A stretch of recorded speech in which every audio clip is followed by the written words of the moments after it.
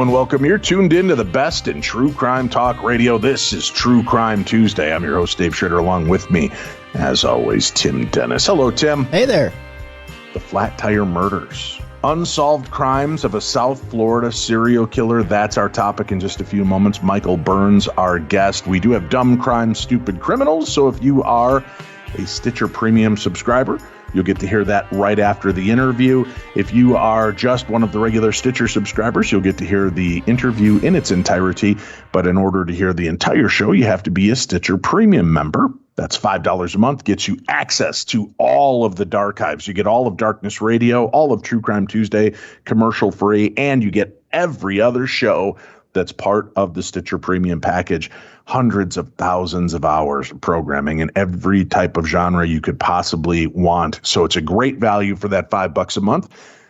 All right, let's get into it, shall we? This is interesting, Tim. Florida, we've been picking on Florida for years with our Dumb Crime, Stupid Criminals, but maybe for a good reason. Although we'll find out today from an actual Florida man what his thoughts are on all of this. Michael Burns is our guest today. He is a native of Miami, Florida, left to attend law school in California, and he's practiced law in California since 2005, currently living in San Jose. And he has had an interest in true crime and unsolved mysteries for decades. And he's now written his first book, The Flat Tire Murders, Unsolved Crimes of a South Florida Serial Killer, published this year by McFarland and Company. He is here to talk to us about this very strange case from South Florida between 1975 and 1976. Let's jump right into this and touch base on this type of case. First of all, Michael, you've been a Florida man. Why is it that it seems that all of the goofiest, silliest, weirdest crimes come out of your state? Do you have any clue why that is? Good afternoon. Thank you for having me. I think part of it has to do with and I only found this out a couple of years ago, with the legal structure in Florida, allowing for greater disclosure of public documents, police reports, things like that under the Sunshine Law. So I think there's possibly that element that the media can just get more information out of Florida. But I think another aspect is it's such a strange state in the sense that the northern part of the state is a really part of the deep South, and then you have Central Florida and then South Florida with a huge transient, and I mean that not in the homeless sense, but people coming in and out, people that want to move down there for the weather, maybe move down there during the winter, the snowbirds. So you have a lot of influx and outflux of people there. So it kind of creates a perfect situation for some odd crimes, odd behavior, and very interesting stories. Yeah, that's to say the least. I mean, we're certainly entertained by the high level of strangeness and the innovation behind a lot of the weird crimes that Florida man and woman seem to come up with on their own. But my God, it's just week after week. I ask for people to send us stories of their zany crimes from their hometowns. And, I might get one here or there, but every week we comb Dumb Crime, Stupid Criminals. 90% of those stories pour forth from the great state of Florida. Although, thinking about it, it's probably not fair, Michael, because Florida is such a catch-all, right?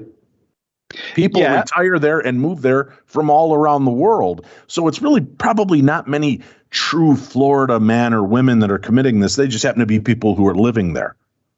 Right. And like I said before, the northern part of the state is very southern, very sort of I call it South Alabama to certain people.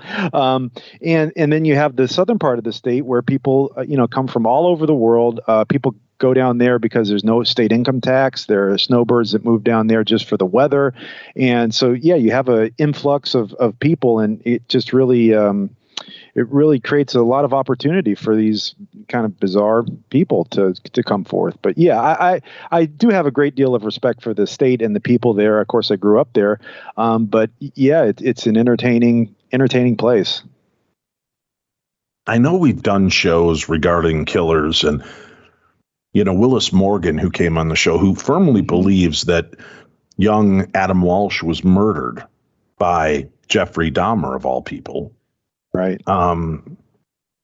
He was the first to inform us. Jeffrey Dahmer, Otis Toole, and the third guy's name is totally escaping me.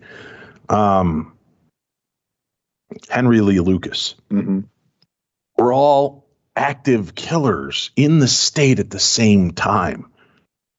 Are there a lot of serial killings that take place in Florida besides Dexter that we don't know about? Well, I mean, you go back to one of the most famous female serial killers, Eileen Wuornos, was active in Florida in the late 80s. And she certainly embodied that transient sort of hitchhiking prostitute Florida woman, I guess you could say. And she was active, and yes, there certainly were serial killers. I've listened to Mr. Morgan on several occasions, and his story about Jeffrey Dahmer, who did live in South Florida. He lived in Miami Beach for about a year or two in the early 1980s is fascinating. It just goes to show Dahmer got out of the army, was discharged, and moved from Germany. And they said, "Where do you want to go? We'll give you a ticket to go anywhere in the country."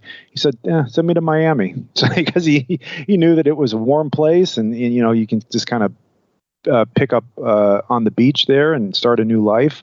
And yeah, it's the perfect place for people to come to. I mean, look at Ted Bundy.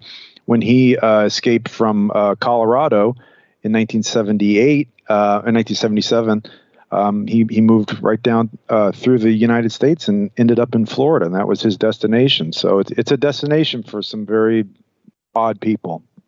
Very strange. By the way, folks, I'm just going to mention this, and Tim, I haven't even told you this. Willis Morgan reached back out to me, and he has a very unlikely alliance that is willing to join him, and they're going to be joining us in a few weeks back here on the program to talk about the Adam Walsh case.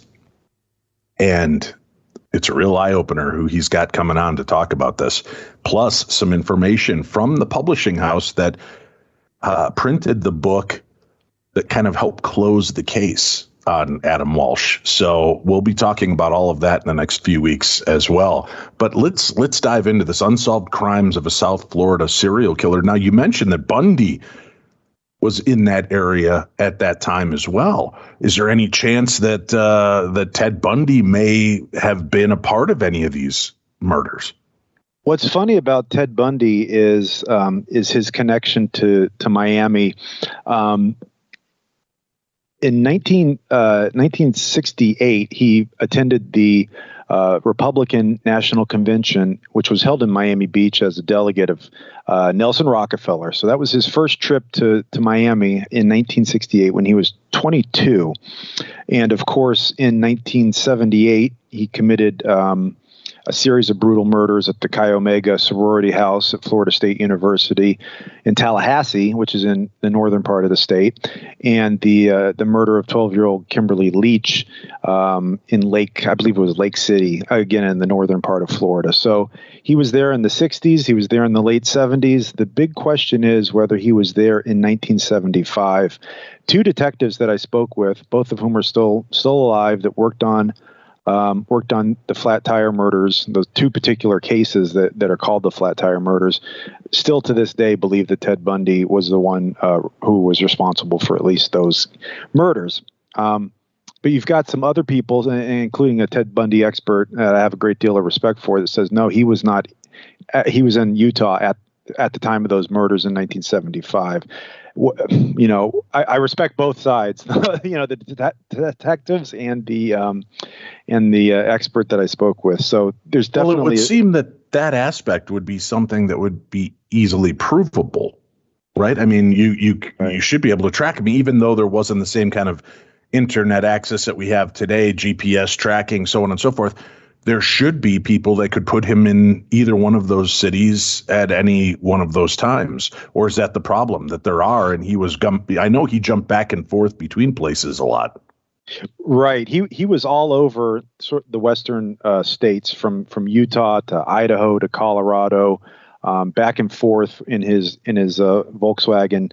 I think it's unlikely that he was in Miami in July of 1975, but looking into the dates that he was active in Utah, at least, there is sort of a 4-week gap, basically, that is unaccounted for when he, at least from what we know, stopped murdering. And if there's anything you know about Bundy, it's that, he was a compulsive, especially towards that time, murderer. So, establishing where exactly he was, for a particular week in 1975 is difficult. Yeah, there's people's recollections of where he might have been, suspicions, but pinning it down is not exactly as easy as it would be these days. Well, talk to us about the crimes, if you could. Set us up and let us know what happened. Sure. The book is titled The Flat Tire Murders, but that's sort of a subset of what happened. In 1975, in Dade and Broward counties, which are the two counties on the southeastern tip of Florida, where most of the population in South Florida lives, there was a series of murders beginning in January and ending in basically December of that year. 13 victims. Some of them were very young girls. Were all found either deceased in canals or very close next to, sort of on the banks of canals. These victims were as young as 14 years old. I think the oldest one was 27 years old. Two of the murders involved the killer deflating the tires of the women's vehicles at the mall, and presumably offering them a ride to go get the car fixed. Those are the two murders that they believe, at least the two detectives that I spoke with, believe that Ted Bundy probably did, just based on the modus operandi. But these were a series of murders of very young girls, a lot of them teenagers, throughout 1975, which began in January and stopped in December. That does seem to fit his MO, right? Of always putting himself in the position where he's in need of help or being the person who can come to the aid of someone else, and using that vulnerability on either side to make things happen in his favor. You're absolutely right. And I think back on, anyone familiar with Bundy's modes of operating. In 1974 at Lake Sammamish, he used the arm in the cast, help me with my sailboat ruse, and he abducted and murdered two women in one day. In 1975, he attempted to abduct Carol DeRanch from a mall in Utah using a fake badge and telling Miss DeRanch, your car has been broken into. I'm an undercover officer. I need you to come with me. We're going to make a report. I'm going to take you to the police substation. She eventually asked, hey, can I see a badge? And he flashed what was, a fake officer's badge at her. And he almost abducted and killed her that day. So that was the murder. That was the crime that he was eventually convicted of. He would use both the vulnerability and the position of authority. And I think that those detectives are absolutely right that those two murders definitely fit in with his MO. How hard is it for you, as you're looking back on a case that's that old, nearing 50 years, to uncover new details about these cases and about the murders and possible suspects? If it weren't for the people that were still alive that investigated these crimes, it would be very difficult to get anything deeper than what's already known. The COVID situation last year kind of put a delay on obtaining records at least from Dade County, from Broward County. A lot of things, kind of ground to a halt. So really getting in touch with the people who were there and who investigated was helpful. And we're talking 46 years later, and a lot of people have passed away. Most of the victims' parents are deceased at this point. So you're left with sort of reaching out to whoever you can to get information. So it is definitely very difficult, but I think, at least if the public is aware of these murders and that knowing that they're not forgotten, I'm hoping that there will be some memories that are jogged. Somebody might know something that they've kept secret for years. They might think of something, it's certainly better than the situation before, where these murders had just essentially been forgotten. Now, talk to us about the victims, and what can you inform us about their lives, who they were? I hate to just kind of pass over those aspects and talk about the crime itself and the killer's modus, but modus operandi. But who were these people? Well, when you look at the victims, they were, a lot of them were just your typical sort of teenage suburban girls.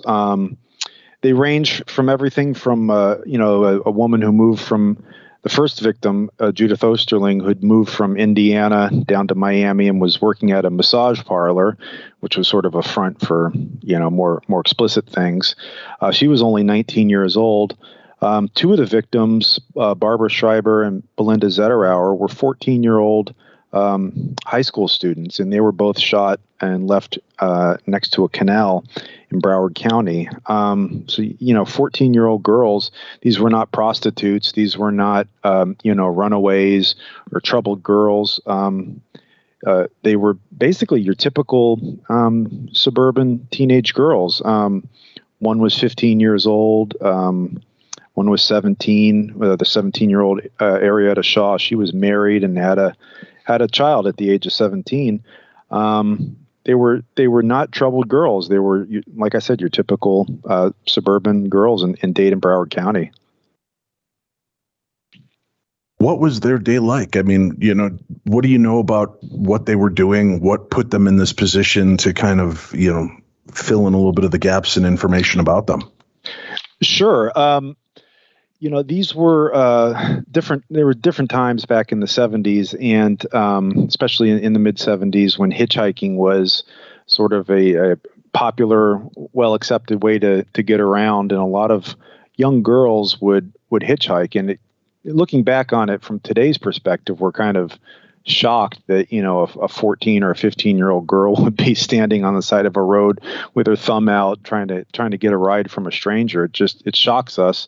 But back then, this was before Bundy. This was before Gacy. This was before a lot of the crimes that gave us the warning that there were bad people out there. So a lot of the girls did hitchhike, and they used that as sort of their way to get around. They didn't have cars.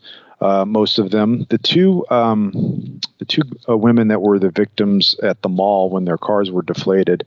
That was very interesting. That case happened 8 days apart. The first was Ronnie Gorland. She was 27 years old. Her car had a flat tire at the 163rd Street Mall. She was found in a canal the next day. And then 8 days later, Elise Rapp, who was 21 years old, was abducted in the exact same manner, found in the exact same canal. They were both Jewish. They both had E license plates, which denotes that the cars were leased or rented. So there were some similarities there. And those are the two murders that are known as the flat tire murders. But the rest of the murders were referred to as the Canal Murders, mostly during 1975, because these bodies were showing up in canals, on a monthly or bi-monthly basis. That's horrifying. And how many deaths total were there, did you say, that, with the flat tire and canal murders as well? 13 victims in 1975. And of those victims, there was no DNA left behind, nothing that could be, cold. I mean, we're certainly solving cases now that are 40, 50, 60 years old because somebody thought to keep a soiled piece of underwear or dress or something that they're able to now track the DNA through familiar ties on like Ancestry, 23andMe, and some of these other depositories.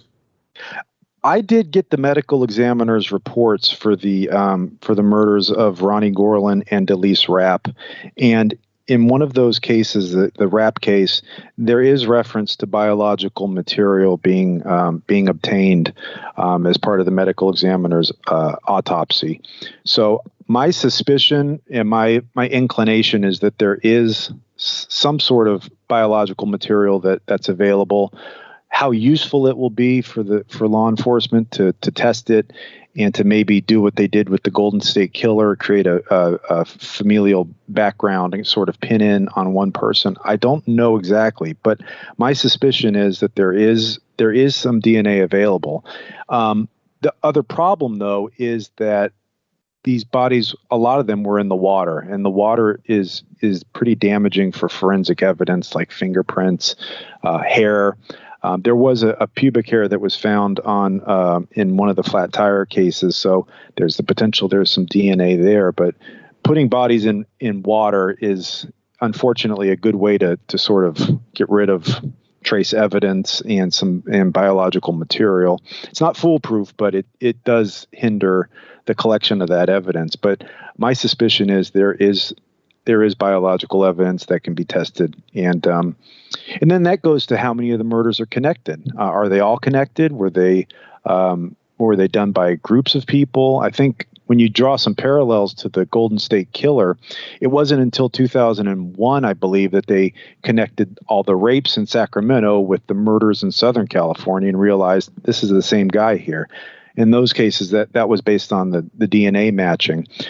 In these cases, we don't know. We only have the patterns and the similarities to go on to determine whether this was the work of one person.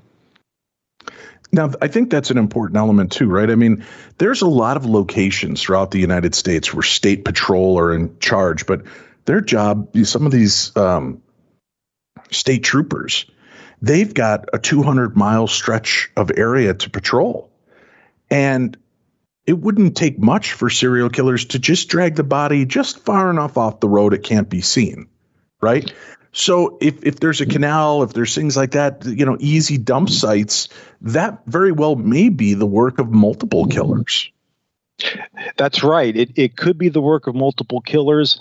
I think, however, when I looked at there are maps in the book that explain the location of the bodies, there's a definite pattern showing up that the canal next to US 27 in Broward County was a frequent dump site. And it's kind of interesting that, where else would you put a body in South Florida? You can take it maybe to the Everglades. You can't really bury a body in South Florida because there's it's such a high water table, and the coral rock, essentially you can't dig more than, trust me, I tried it as a kid. You can't dig more than a foot down. So you're not really going to bury bodies. So if you need to dispose of something, it's either out in the Everglades or perhaps in a canal or maybe a wooded area. But that canal next to US 27 just kept coming up over and over again. So either you're correct, it's either the work of several people that have decided this is a good place to put a body, or it's one person realizing, I was able to dump something here before and maybe I'll do it again. The locations are just limited in Florida for disposing of a body, because it's on the one end, South Florida is a very urban, developed area. Then to the west, there's the Everglades, which is a swamp basically. So there's really, you don't have much in terms of your options there. So I think somebody was desperate enough to just throw the bodies into the canal and hope for the best. That's so strange to me, right? I mean, you think Florida, and as you said, the Everglades are not far away. Those areas and waterways seem to be filled with all kinds of creepy crawlers that would love to eat any evidence you throw their way. Right. And in the beginning of my book, I provide a discussion of why the canals were built, how extensive they are. There's 2,600 miles of canals all throughout South Florida. And the things that law enforcement and people dredge, government dredging in there, that they found in the canals are just, they found cars with people in them that, they thought the people were missing.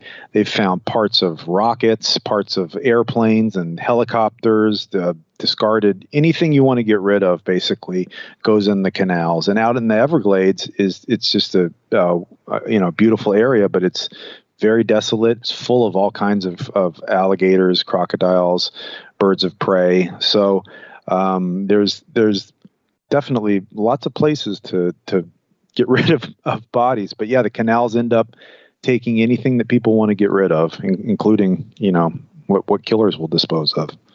Now, with that said, since there is such an interconnectivity of these canals and that they stretch over long areas, is there any chance that these bodies are being dumped somewhere else, and this is a catch basin? This is just a location where a lot of them are washing up. That's a possibility. There is a certain degree of movement in canals, so I think possibly where they're being found is not the exact spot where they were dumped, but the canals are pretty slow moving, and in the book I do talk about the fact that even if they move a billion gallons of water, they're only going to drop about an inch. So they're really very sedentary bodies of water. So they're not the same as a lake or the ocean where there's going to be a lot of movement. I think probably in these cases, where the bodies were found is probably close to where they were dumped, just by the nature of the canal and the movement of the water. Are all of the bodies that were recovered identified? Yes, they were all identified, and a lot of the bodies were found the next day or very shortly thereafter, which is, I think, interesting in that it possibly shows us that whoever was disposing of these bodies was careful enough to get rid of the bodies, but not too concerned with whether they would be found. I think as long as they weren't found with the bodies, they were okay with that. So the bodies were all identified and all found fairly quickly, with one or two exceptions, but like the two flat tire murders, they were found the next day. So there was it says a lot, I think, in terms of who was disposing the bodies, why they were putting them where they were.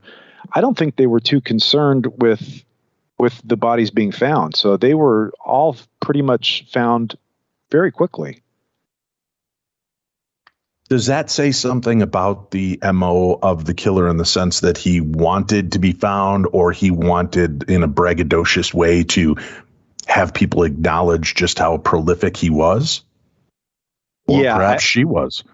Yeah, I think that's definitely something to bear in mind, that this person was just immune to any kind of fear about law enforcement, possibly because of the fact that in the 1970s, much like it was 50 years before that you usually had to have some sort of eyewitness or hard evidence. There was no DNA evidence, so unless you could really put somebody in close proximity to where a person disappeared and was murdered, you could get away with murder. It's a lot harder now. I also think there's the possibility that this was just the only option that was available. And I'm thinking of Samuel Little, who was the killer who confessed in 2018 to 2020 to I think 93 murders. And they asked him, what are the two places you killed the most? He said, Miami and Los Angeles. And when he was talking about his Miami murders, he said he tried once to bury a body and, couldn't get down more than a foot. And he said, I'll never try to dig a grave in South Florida again. If I'm going to dump somebody, I'm just dumping them either on the side of the road or a canal or behind a house or something. I'm not going to try to dig a body. So I think the canals just are places that are available for disposal of a body.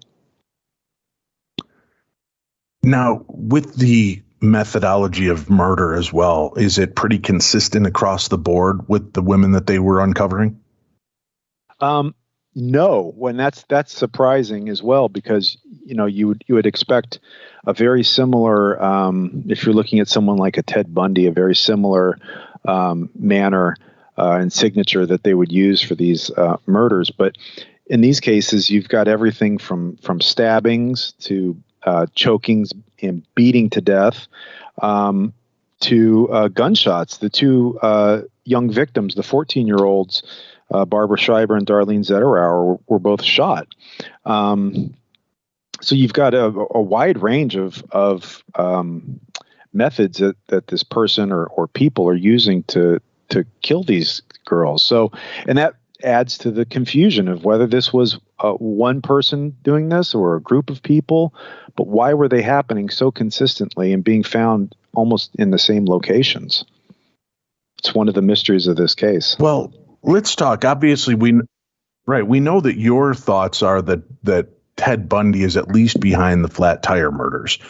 But were there other suspects at that time? And what made them points of interest for law enforcement? I'll leave you with that question. The book, The Flat Tire Murders, Unsolved Crimes of a South Florida Serial Killer. Michael P. Burns, our guest. We have a link up for that book in today's program guide. So let's discuss, Michael, some of the other possible suspects for this, or were there any?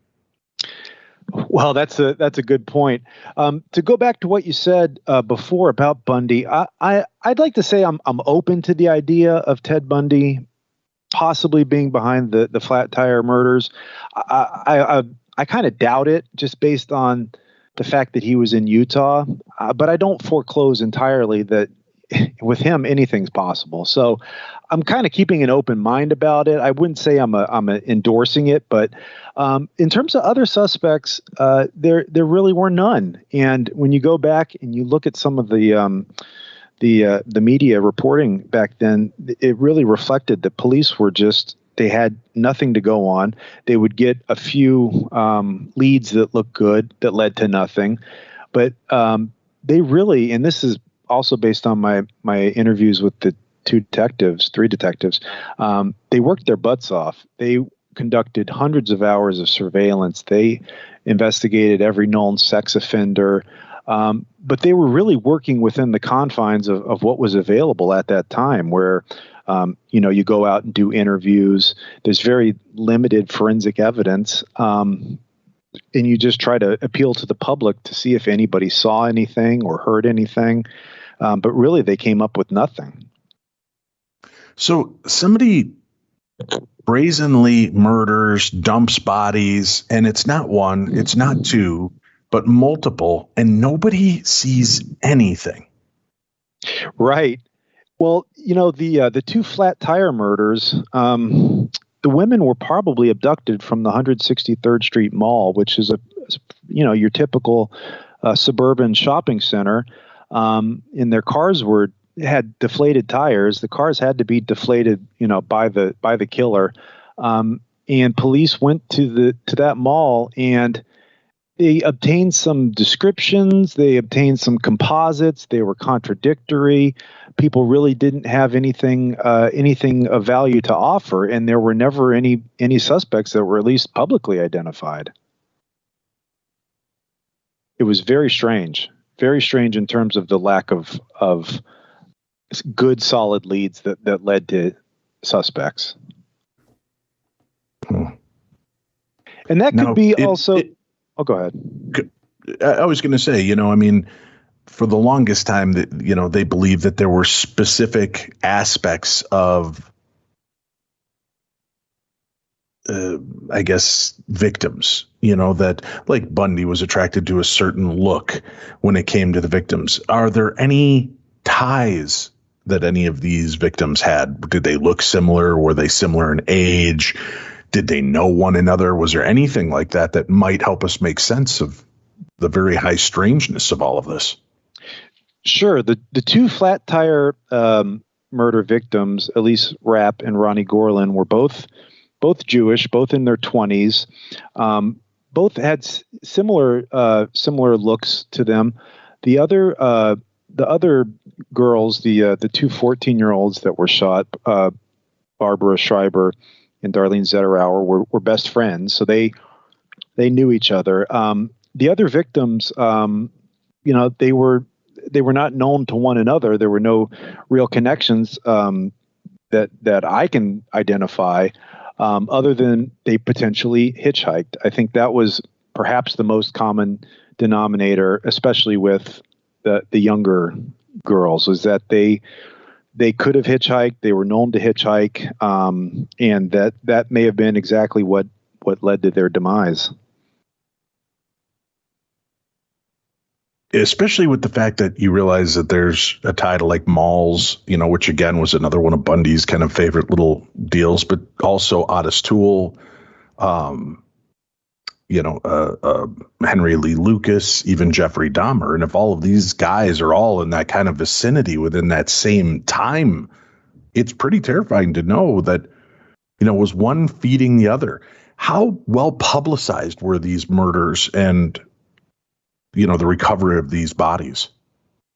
They were covered, I think, pretty extensively in the local newspapers and in the local media. They never went beyond that. It was never a national story. But what's funny is what's interesting is that as 1975 ended and the murders ended, the public, essentially, the spotlight was taken off of those murders. And I also discuss in the book why that probably happened, because in the 1970s, South Florida was undergoing a crime explosion. It was one of the most dangerous places in the country, believe it or not. It was news to me as well.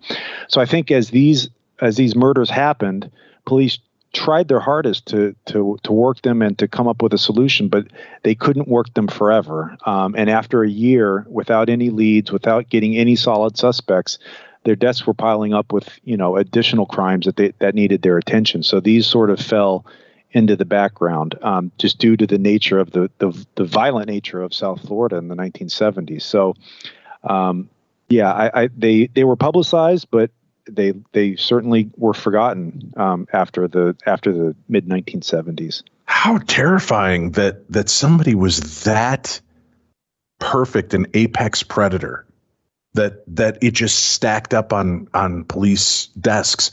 Do you think there's any chance that if this killer did change their MO or killers, that all they did was shift from one aspect of who they were focusing on to something else? Or have we looked at other parts of Florida after that when these murders seem to stop and quiet down? Do we find, 40 miles away or 100 miles away in Florida, murders like this start picking up somewhere else? Well, yeah, I do talk about in the book the other flat tire murders that occurred outside of the South Florida, some of them in Louisiana in the late 1970s. And, some of them actually preceding 1975 in Los Angeles and Santa Barbara, places like that, where the same MO was used. I think definitely there's the possibility that the MO was changed.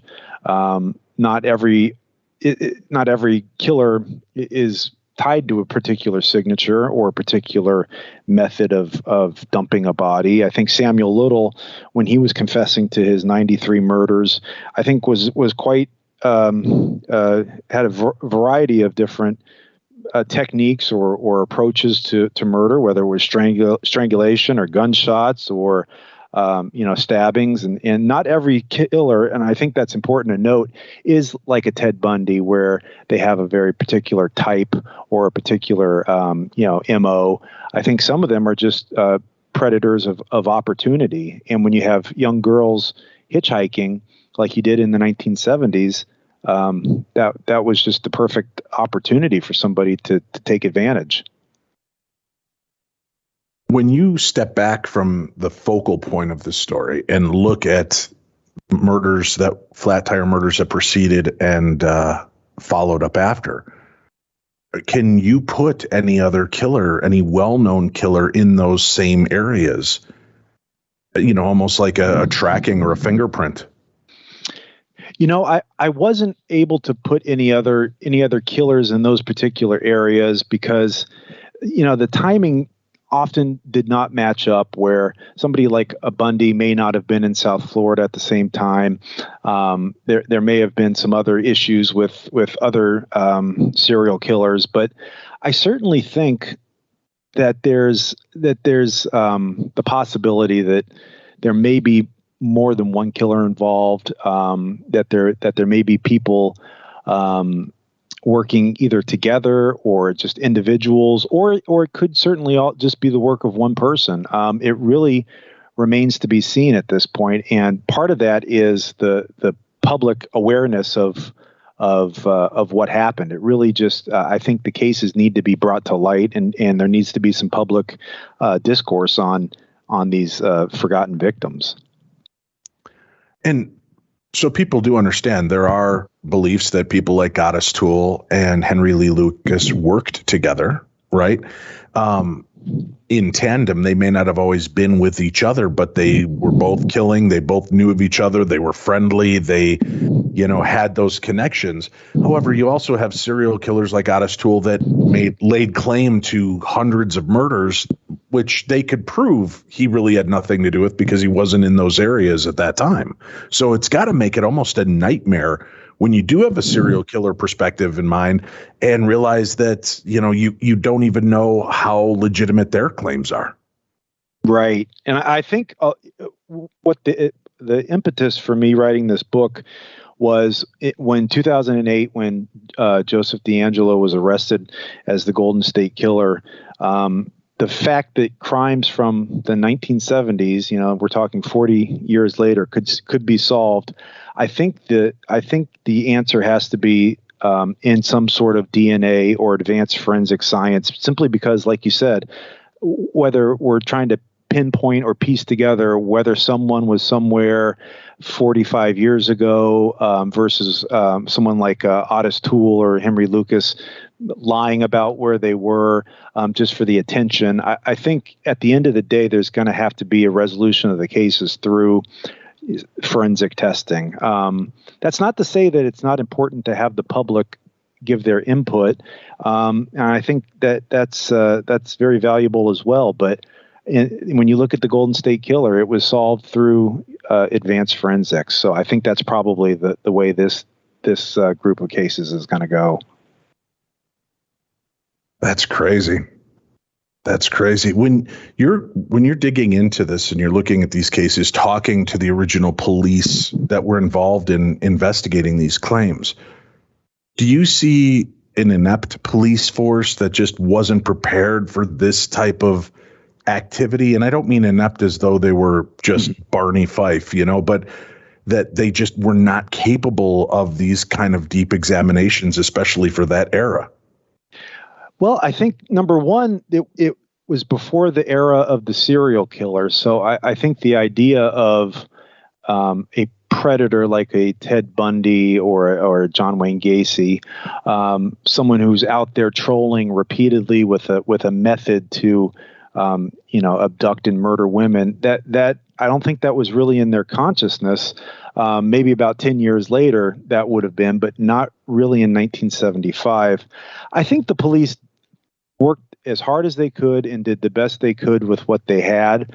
I really think it's also like we talked about at the beginning of the interview, is sort of the nature of South Florida, where you have people coming in and out, transient lifestyles. Some people want to be beach bums. Some people are there for the winter and they leave.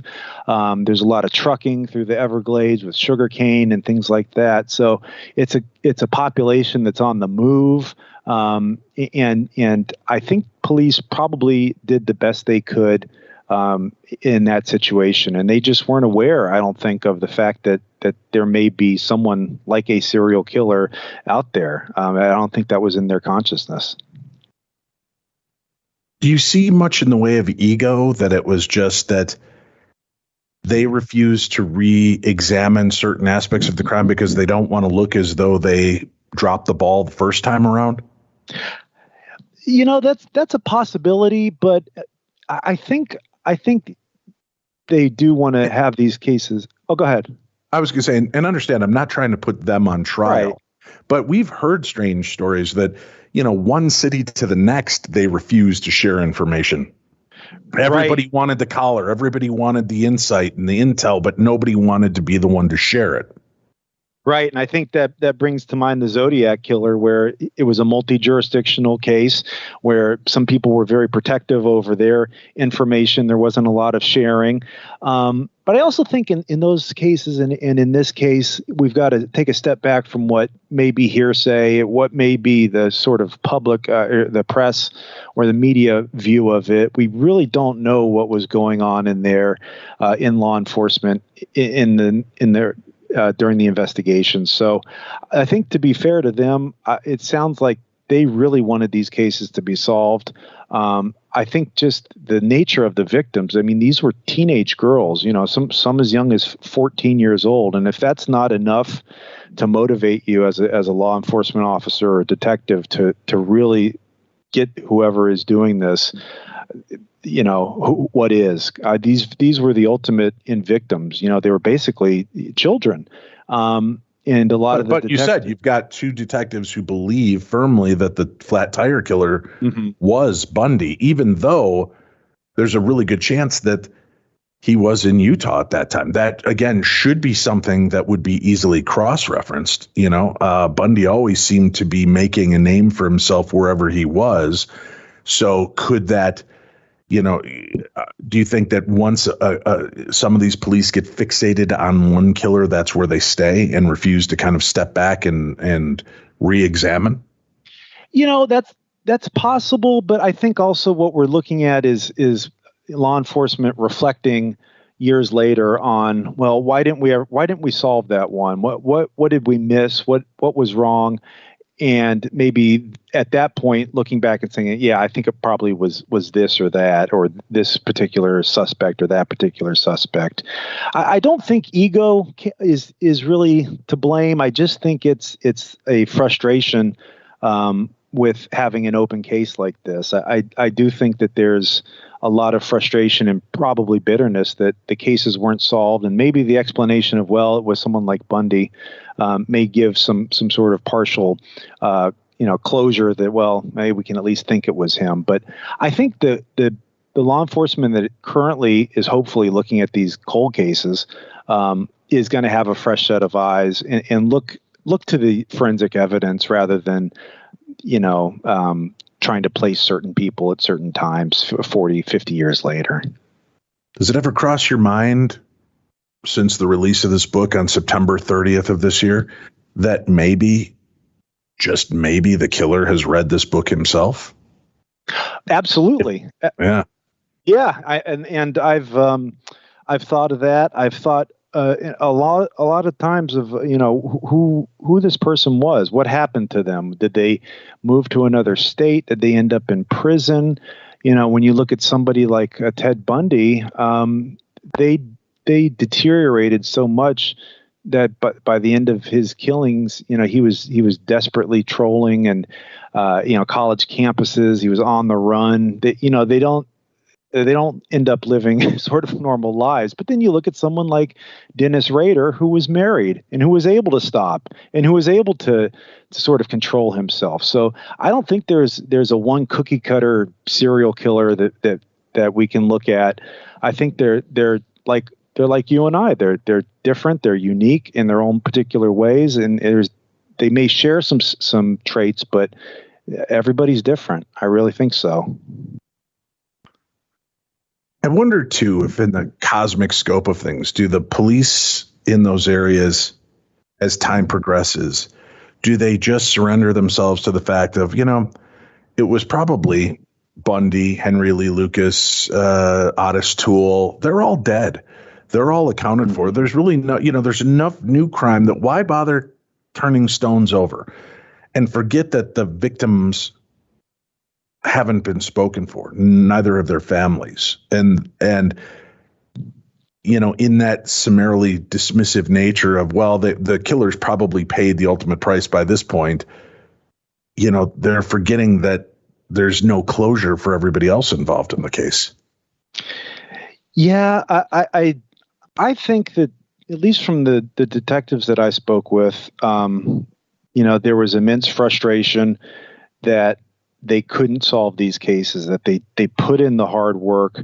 And I think maybe looking back 40, 45 years later, they've been retired for so long that they're sort of doing the best they can to come up with an explanation of why these crimes happened, why they weren't solved, and what the best explanation is.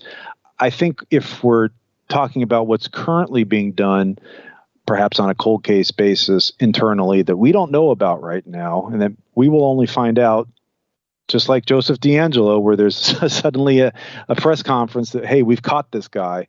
And we don't know what's going on right now. I can only be optimistic and hopeful that these cases have not been forgotten.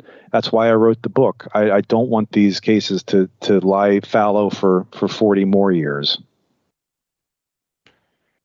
It would be great. And listeners, if you have any insights to this, real insight, any thoughts, ideas that could help move this along, please reach out to law enforcement. Don't do it speculating. Nobody needs well, and I guess I shouldn't even say that, because sometimes it is the armchair quarterback, right? The home murder she wrote and Columbo's that do sometimes see a different perspective of these cases that might open or crack the case open. But it's unfortunate that in these situations, people reach out with a lot of time wasting thoughts and efforts as well. Yeah. And the reason I wrote the book wasn't to really speculate or to cause people to start the rumor mill. It was really just to say, hey, these cases happened. They were important enough at the time, and they got a lot of publicity at the time. They still haven't been solved. So if you know anything, contact law enforcement, or at least talk about the cases. That's one of the things that helped with the D'Angelo case. At least in 2016, the California Department of Justice said, we're still looking at these cases. We have not given up. If you have any information, contact police. There's a reward available. They kept the cases in the public spotlight 30, 40 years later. So I think the same thing needs to happen here. Have you heard from anybody reaching out to you since the book's been published with any thoughts, ideas, or even trying to take ownership for it? No, I haven't. And, the book's only been out for a couple weeks now, but, I'm happy to, on my social media, I'm happy to engage with people. And if they have any questions or thoughts, I'm certainly available to the best of my ability to discuss these cases with people who were there, particularly, people that were in South Florida in the 1970s. Whether it's directly related to these cases or not, I think just the culture at the time was very interesting.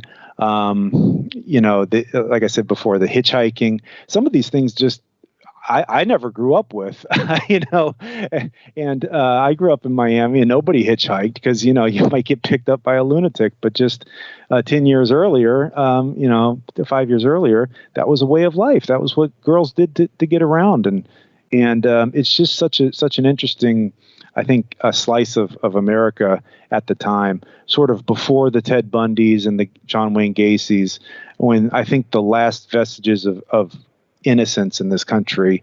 Yeah. This was sort of the end of it. Yeah, I was born in 1967, so I grew up in the 1970s and knew people that would hitchhike to the mall, and certainly I was a lot more aware of that and tried to avoid that. I had a couple of strange run-ins growing up, but it went through, I think, till about 84, 85 before people really just locked down on it, and you just don't see it. Even on the highways during all of my travels, seeing hitchhikers is so rare. Maybe once every 10 trips do I actually see somebody out there hitchhiking. So it's like a death of innocence. But think of how abundant that was for psychopaths, for people that had sexual deviance and murderous thoughts. It was a picking ground, and it wasn't just women. There were men that were out, and former vets that were out there, and people just trying to get from one place to another, trying to make their way, and thinking, just hoping for the best of our neighbors. And how many of them were never heard of again? How many of them were found, sadly, like this in a canal or hidden in the woods in shallow graves? It's it's really a sad aspect of who we are and the culture we're in. And even though hitchhiking is no longer in effect, social media meetups, even things like Craigslist murders and dating app murders have kind of taken that place. There is where there is a way there, or where there is a will, there truly is a way. It's sad to say. Right. Yeah. And this, I think what you said is absolutely correct. I just couldn't imagine, if there was a sexual deviant out there driving by in South Florida in 1975, and he sees two 14-year-old girls standing there with their thumbs out looking to pick up a ride to go somewhere. I mean, my God, can it get any more horrific to think of? If you're a parent, if you're law enforcement, and they told the public, do not hitchhike. But and I have some discussions in the book that a lot of it was the vestiges of the 60s where, hey, if something happens, I can handle it. Everything's going to be okay. And a lot of girls found out the hard way that brutally murdered because of hitchhiking. But I don't think we can blame hitchhiking. That was just, like you said, it was just the means that some very evil people used. And the evil today uses different means to get these victims. A lot of these killers also seem to out themselves in jail. Were there any people of interest that did lay claim to knowledge or being involved in any of these murders at the time? Nobody. Jailhouse confessions to their rooms. Nobody that I'm aware of in terms of confessions. I do devote a good amount of the book to a number of suspects. There are some people that I think should be looked at pretty carefully. And there are some people that maybe kind of fell through the cracks, but nobody really confessed or implicated anyone else in these cases. But there were some people that were looked at by law enforcement as possibly being suspects, but nothing ever came of it. Well, there was one case that was ever solved in all of this. And can you tell us again a little bit about that? And, do they have the wrong guy? Well, that was actually the only case that was solved in the Canal Murders and Flat Tire Murders was the case of Judith Osterling, who was found beaten to death, drowned in a canal, basically thrown in to the canal while she was still alive. In October of 1975, police who were still working the case, 10 months later, were eventually able to obtain a confession from Sue Walter, who was known as Tiger Sue. She was the owner and operator of the massage parlor where Judith worked. And she confessed that she and her boyfriend had beaten Judith to death and thrown her into the canal, basically as a result of Judith refusing their sexual advances. She received a sentence of 15 years in prison, and her boyfriend, Clarence Carnevale, was already dead. He had been murdered in July of 1975, which kind of eliminates him as the possible suspect for some of the later murders. So there was one murder that was solved, and lo and behold, one of the killers was dead by the time the case was solved, and the other one confessed she was a heroin addict. It just reflects what a wild place South Florida was at the time. Massage parlors, hitchhiking, murders sort of left and right. Really just a strange and wild place. Do you think that any of these were copycat murders? Once they start hearing about one murder and, oh man, that's an easy place to dump. I think that's a possibility. Judith was found in the Snake Creek Canal next to US 27, and that canal later a number of victims were found in that canal as well. So whether Sue Walter and Clarence Carnevale were involved in some of the other murders, we really don't know. I kind of doubt it. It seems like they were only involved in Judith's murder. But perhaps there was somebody that said, "Hey, this is a good place to put a body. It's remote.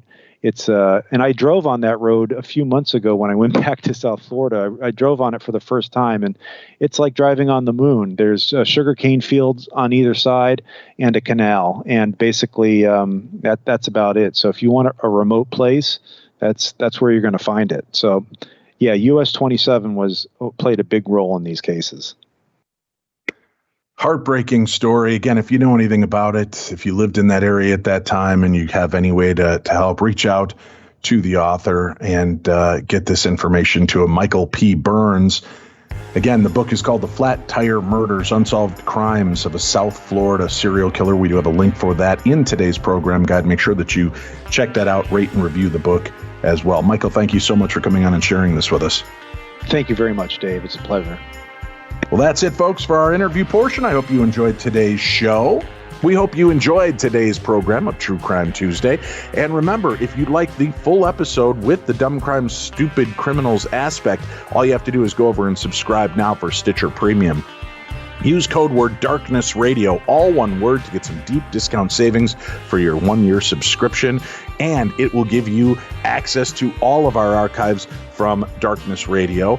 There's over 1,000 episodes up and available, and more being added constantly. You get all of the episodes of True Crime Tuesday, and you get all of the other great programs that are part of Stitcher. Hundreds of thousands of hours of programming for $5 a month, commercial free. You can't beat that, so don't even try. Go subscribe now, and remember to use keyword Darkness Radio for those key savings.